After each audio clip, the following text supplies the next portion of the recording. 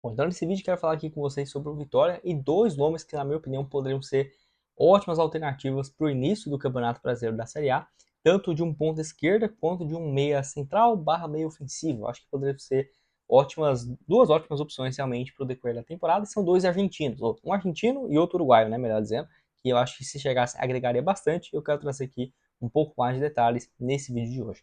Só antes de começarmos, aproveite aqui para deixar seu like, se inscrever no nosso canal. Me chamo Gustavo, esse aqui é o canal Black Carter Foot. Contei com a ajuda de vocês, torcedores do Vitória, para chegarmos nessa marca aqui que é de 57 mil inscritos, que é o nosso próximo objetivo. Estou aqui num cenário diferente, estou passando uns dias aqui em Curitiba. Falei, melhor trazer um vídeo aqui para vocês, mesmo sem estar no cenário, com uma qualidade um pouco menor, mas ainda assim tá legal, né? Tô com uma camisa aqui vermelha, tô com um microfone, um celular, tá bacana. E do que deixar vocês aí 4, 5 dias sem vídeo. Então, valeu demais aí, todo mundo que tá comentando, se inscrevendo, com certeza nos ajuda bastante. Então, que história é essa, né, Gustavo? Quero começar falando aqui sobre o Carlos de Penha, jogador de 32 anos de idade, que é uruguaio, rescindiu seu contrato nessa última terça-feira, dia 2 de abril, de forma assim, do nada. Ele tinha 5 jogos nesse ano, 4 como titular pelo Inter, só que aí ele teve uma sequência sem jogar. E aí chegou esse acordo de rescisão com ele, jogador que tem tinha, né, contrato até o final de 2024 e que agora está à disposição no mercado. Vale lembrar o seguinte, né? Ele tem um salário muito alto. Então essa questão dele querer ganhar o salário que ele recebe, eu acho que nenhum time aqui no futebol brasileiro vai oferecer, porque ele particularmente não demonstrou que vale isso tudo, né? Ele tinha um salário próximo de 800 mil por mês. Então para chegar no Vitória teria que ter uma bela redução salarial. Nesse ano, né, 5 partidas e um gol. Ele está 2 temporadas seguidas pelo Inter. Se você for somar as duas, os números são bem parecidos. Foram um total, somando, né, os jogos, 97 partidas, se não estiver enganado é isso, 97 partidas, 10 gols e 14 assistências. Então dá para ver que ele atua, ele contribui bastante com a criação de jogadas, 14 gols, 14 assistências e 10 gols marcados. Jogador que veio para o Internacional depois daquele problema na guerra, na Ucrânia, com o Dinamo Kiev. Ele jogava por lá há 4 anos seguidos, vinha tendo ótimos números, 9 gols, 8 assistências no futebol europeu, jogou até ligas europeias, né? Europa League, Champions League lá no Dinamo Kiev, até ter esse problema, veio para o Brasil e não dá para falar que foi uma passagem ruim pelo Internacional, mas um jogador que ganha quase 1 milhão, né? 5 gols por ano e 7 assistências é um pouco baixo. Lembrando que ele não joga como meia ofensivo, ele pode jogar como um segundo atacante, então você poderia pensar em jogar Alejandro e o Carlos de Penha lá no ataque, o Carlos de Penha é canhoto, né? Então ele pelo lado esquerdo, ou se não colocar ele como um ponto esquerdo mesmo. E eu acho que poderia ser uma boa opção. Você colocar um ataque ali, pô, o Alejandro, o Carlos de Penha pelo lado esquerdo e no lado direito o Oswaldo ou o Yuri Castilho, né? Pode ser sim uma boa alternativa. Jogador que é revelado na base do Nacional do Uruguai, surgiu como uma das grandes promessas e tudo mais. Foi pro Middlesbrough, eu acho que é isso, né? Middlesbrough. Eu sei falar inglês, mas esse clube tem uma pronúncia assim impronunciável. Ele jogou lá alguns jogos na Premier League, foram em menos de 20 partidas por lá, 10 só no time profissional e 9 no time da base. E aí ele foi pro Real Oviedo da Espanha, voltou pro Nacional do Uruguai em 2018, até aí pro Dinamo Kiev, onde conseguiu dar essa volta por cima. Gustavo, você acha que é uma opção viável para o Vitória? Olha, não sei se aqui no futebol sul-americano teriam vários outros times interessados no Carlos de Penha. Talvez um River Plate, um Boca Juniors da vida? Sim, se ele tiver esse nível de proposta, complica.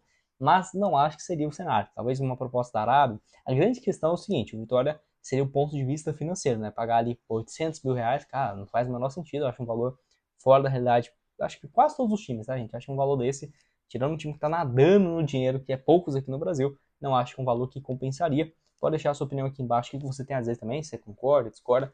Vale lembrar que o Vitória também, eu acho que se reforçou bem nesse setor de meia, porque estava precisando realmente de algumas opções. Para você ter uma ideia, quando começa esse ano, só tinha o Mateuzinho para essa função de criação. E olha que ele tem dado conta do recado, não acho que ele vai seguir como titular, mas se seguir isso também não é loucura, porque o cara tá jogando bem, né? Por que não?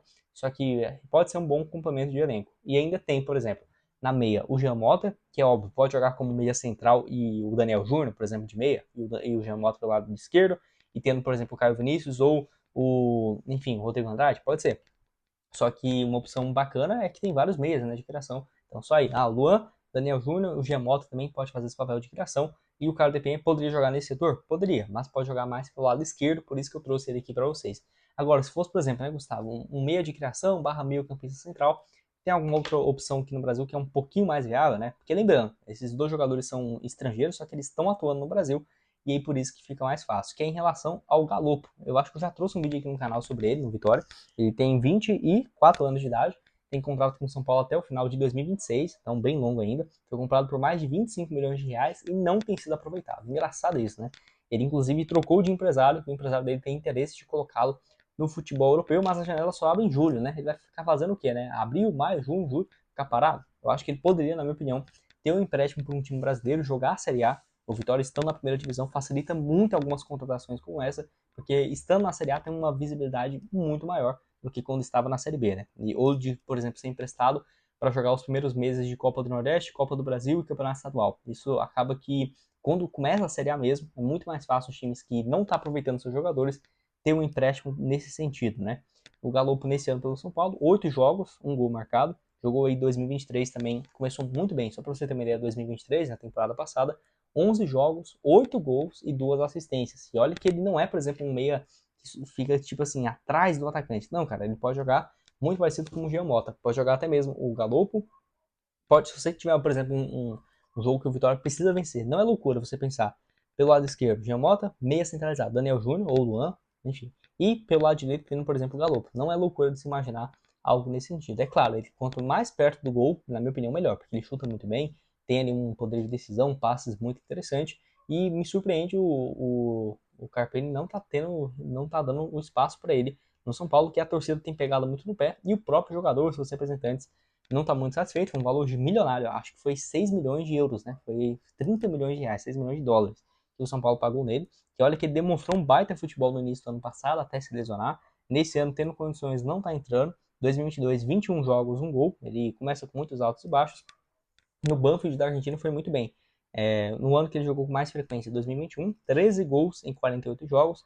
2022, 8 gols em 27 partidas. Enfim, acho que poderia ser uma boa alternativa para o Vitória. Vai buscar sim algumas opções. Eu já trouxe aqui outros vídeos no canal, até o próprio Ítalo Rodrigues falando que tem alguns jogadores do Nova Iguaçu na mira, né, do Vitória. Se vocês quiserem, eu posso trazer um vídeo aqui no canal falando sobre essa questão. Eu vou até deixar anotado aqui, porque o Carlinhos, por exemplo, já foi para o Flamengo, né? Essa é a conversa aí do momento. E em relação a essa questão também de chegar, por exemplo, mais reforços, é algo que vai acontecer. Seja, por exemplo, vindo do Nova Iguaçu, seja, por exemplo, vindo de algum outro destaque do campeonato estadual. Vai lembrar, né, que o Vitória, como está fechada a janela de transferências, seria complicado você imaginar, por exemplo, essa questão de trazer um jogador de fora. Mas esses dois jogadores, como estão no Brasil, não teria esse problema de ser registrado ou algo nesse sentido, tá? Pode deixar a sua opinião aqui embaixo. Você acha qual que é o setor que mais precisa de reforço? É um meia mesmo? Você acha que é um ponta esquerda? Você acha que é, por exemplo, um zagueiro pelo lado direito, né? Até porque o Zapata não conseguiu dar conta do recado até aqui. Você acha que é um ponta direita? Inclusive, eu vou deixar aqui na tela final para vocês, ou você vir aqui nos vídeos mais recentes, onde eu falo sobre opções tanto para a zaga quanto para a ponta direita para o time do Vitória. E nos vemos então aí numa próxima. Valeu, galera!